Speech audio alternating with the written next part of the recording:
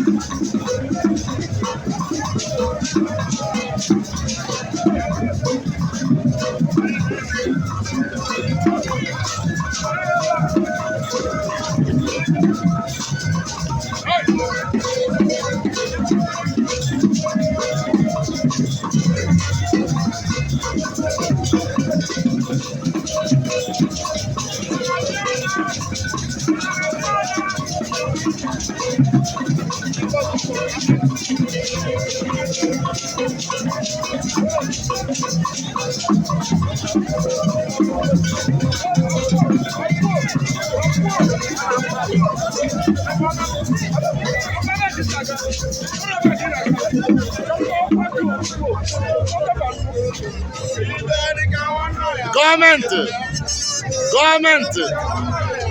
Ahulata.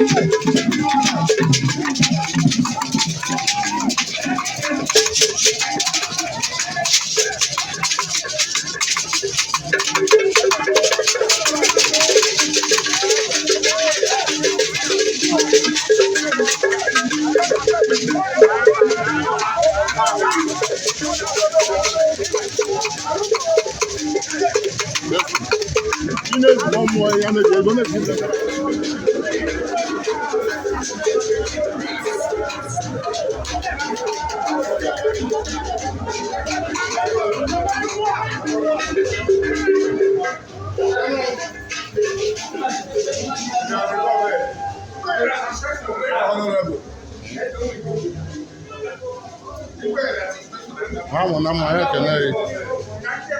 Vamos na madalo. Yo, azanya. Balam.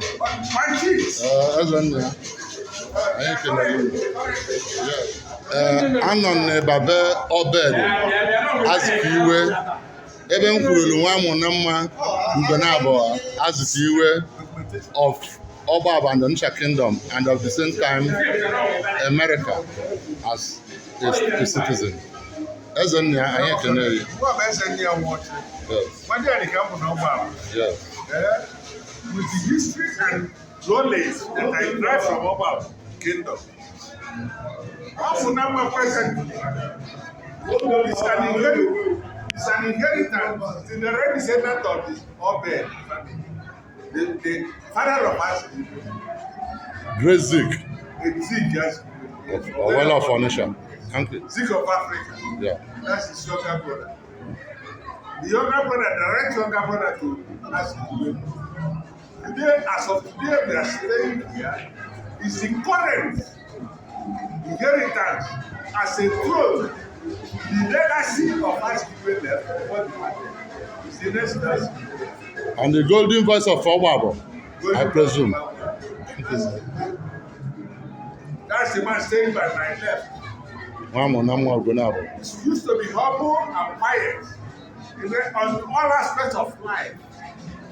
He used to accommodate many people, whether in their bad or good, accommodate you and educate you to be.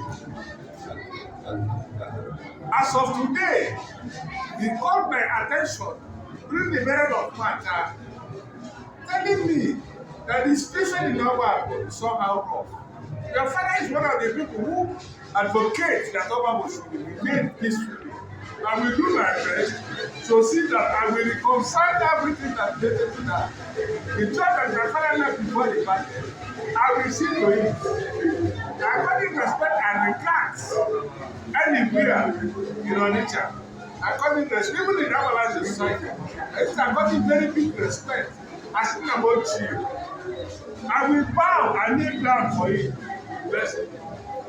Thank you. As it stands today, it's one of the principal actors that organize the fruit of the level of Oba's Bible.